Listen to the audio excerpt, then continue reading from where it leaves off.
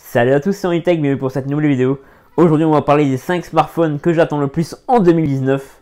Allez, c'est parti. Alors première chose à savoir, c'est que cet avis est vraiment personnel, donc ça n'engage que moi, donc vous pouvez très bien attendre d'autres smartphones que moi. En tout cas moi je vais commencer donc celui-là que j'attends le moins à celui-là que j'attends le plus. Allez, donc c'est parti. Donc en 5ème position on retrouve le Honor View 20.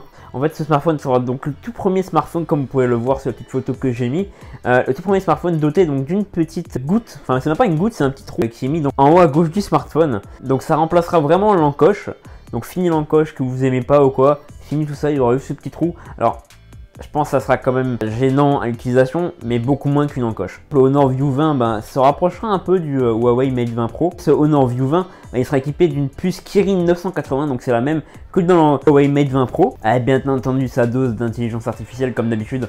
Donc vraiment pour l'appareil photo notamment, pour faire des beaux clichés automatiques. Enfin voilà, ça aide vraiment à faire des beaux clichés. On se retrouvera par contre avec un seul module photo à l'arrière. Donc comme on est un peu habitué maintenant à deux, celui-là il n'y en aura que un. Ce sera un capteur de 48 mégapixels. Alors c'est vraiment pas mal, c'est vraiment énorme. Après reste à voir s'ils vont réussir à le gérer. En général Honor arrive plutôt bien à le gérer. Donc on verra à sa sortie du smartphone. Et à l'avant donc un capteur de 25 mégapixels. Donc celui-ci se retrouvera donc en haut à gauche. Donc comme je vous l'ai dit avant, ça sera le petit trou dans l'écran. Et on verra vraiment ce que ça peut donner en réel. Allez, en 4ème position, le OnePlus 7. Donc je pense que vous commencez à connaître la marque OnePlus maintenant. Donc depuis quelques années, on nous fait des nouveaux smartphones chaque année, des flagship killers pardon, qui permettent vraiment d'avoir des smartphones très puissants, très bonne qualité, à prix réduit. On a la OnePlus 6T qui se trouvait à 550 € avec le Snapdragon 845, donc le dernier de chez Qualcomm pour le moment, avec jusqu'à 10 Go de RAM. Enfin voilà, c'était vraiment une bête de course. Maintenant on va donc retrouver normalement avec le OnePlus 7. Cependant le OnePlus 7 devrait donc gonfler de prix vu qu'il y aura maintenant la 5G normalement proposée dedans. Alors chez nous ça servira pas à grand chose parce que déjà on n'a pas la 4G partout, donc bon voilà. Quand est-ce qu'on aura la 5G, j'en sais rien, mais en tout cas en Chine il y a déjà la 5G. Ça, chez nous ça servira pas à grand chose, mais il y a la 5G à l'intérieur, donc c'est un smartphone qui pourra durer sur le temps.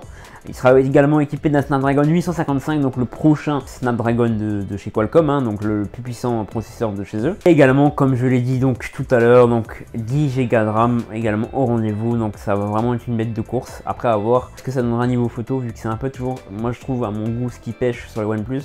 Mais on verra bien lorsque ça sera officiel. En 3ème d'abord, le Samsung Galaxy S10, la bête de puissance de chez Samsung, donc le très haut de gamme de chez Samsung. Donc celui-ci devait être en plusieurs déclinaisons normalement, donc il y aura toujours comme d'habitude le S10, le S10 Lite et le S10 Plus. Alors normalement le Galaxy S10 donc devait avoir un écran de 6,7 pouces.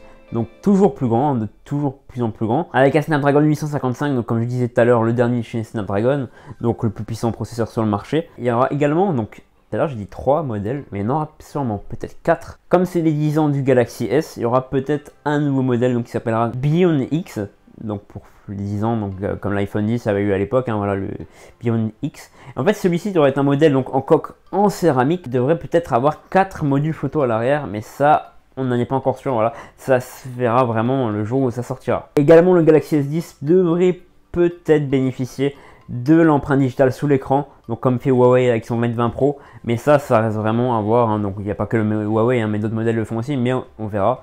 Normalement ça devrait arriver, on verra bien. En 2ème position, donc on retrouve le Samsung Galaxy F. Alors F pour flex, on ne sait pas encore trop. En fait, ce sera donc un Samsung donc à écran pliable, donc pour moi le vrai premier smartphone à écran pliable, parce qu'il y a le smartphone de chez Royal, donc celui-là qui est, c'est vrai, à écran pliable, mais pour moi voilà, c'est le tout premier. Il m'a pas l'air assez abouti à mon goût de ce que j'ai vu du CES de Las Vegas. Bon, on verra, mais pour moi ça sera vraiment peut-être le vraiment très bon premier smartphone à écran pliable, donc ce Galaxy F. On ne sait pas encore, F pour flex, voilà, ça sera vraiment à voir, mais en tout cas je l'attends avec impatience de voir ce que ça va donner ces smartphones à écran pliable. Est-ce que ça sera vraiment le futur ou pas? Je pense que ça sera le futur, mais il faut vraiment qu'ils améliorent la techno, ça c'est certain. Et en première position, non, ça sera pas un Google Pixel. Pourquoi? Parce que tout simplement cette marque ne m'intéresse pas du tout. Je trouve que les Google sont vraiment pas jolis. Enfin, pour moi, ils n'ont pas un grand intérêt. Donc voilà, ça m'intéresse pas. Donc je vais pas en parler dans ce top, tout simplement. Mais pour moi, alors il y en a qui vont dire que je suis Apple addict peut-être. J'aime beaucoup Apple, c'est vrai. J'ai un iPhone XS Max. Si vous avez vu mes précédentes vidéos, vous le savez. Mais ce que j'attends vraiment en premier, donc c'est l'iPhone. L'iPhone 2019. Je sais pas comment il va s'appeler. Mais en tout cas, je les attends avec impatience parce que ce sera plutôt donc normalement 3 modèles. Donc un modèle de 6,5 pouces, un modèle 6,1 pouces et un modèle de 5,8 pouces. Un peu comme cette année ce qu'il y a eu, hein, donc l'iPhone 10s Max, l'iPhone 10s et l'iPhone 10R. Voilà. Mais alors peut-être que le 10R 2019, on ne sait pas encore trop comment ça s'appellera, mais il aurait peut-être plus un écran LCD mais un écran OLED également, à voir. Est-ce que le tarif risque pas d'augmenter? On ne sait pas encore trop. Par contre il n'y aura pas la 5G cette année sur les modèles, mais plutôt en 2020 apparemment, donc l'année prochaine. Apple mettra la 5G dans ses smartphones. Bah, comme dit, ça sert pas à grand chose chez nous, donc bon, on s'en fout un peu pour le moment. On verra vraiment en septembre à leur sortie qu'est-ce que ça va donner, qu'est-ce que ça va être comme smartphone, on verra le nom surtout. Est-ce qu'ils vont changer le design? Je pense pas, on restera je pense plus ou moins sur le design de l'iPhone 10, hein, parce qu'il a mis l'iPhone 10 en place, donc les 10S. Là, on verra bien. Voilà, en tout cas, donc c'est la fin de ce classement, donc j'espère qu'il vous aura plu. Dites-moi en commentaire, qu'est-ce que vous attendez le plus comme smartphone en 2019. Donc je vous remercie d'avoir regardé, n'hésitez pas à liker, vous abonner et partager en masse, comme d'habitude, ça fait toujours plaisir. C'était AndyTech, salut tout le monde. Allez, juste avant, donc avant que ça se termine, je voulais vraiment vous remercier du fond du cœur, donc pour ces 200 abonnés. Donc actuellement, on est à 203 abonnés sur la chaîne, donc c'est incroyable, j'ai commencé en août. Voilà, je me retrouve à 200 abonnés déjà maintenant. Alors que j'ai même pas encore trop de vidéos au compteur, hein, sachant que c'est vrai que j'ai fait une pause de la chaîne pendant un moment. C'est incroyable, 200 abonnés. En plus, vous êtes tout le temps en train de me dire continuez, que c'est bien et tout. Donc voilà, ça fait vraiment super plaisir. Je vous remercie beaucoup d'être toujours fidèles.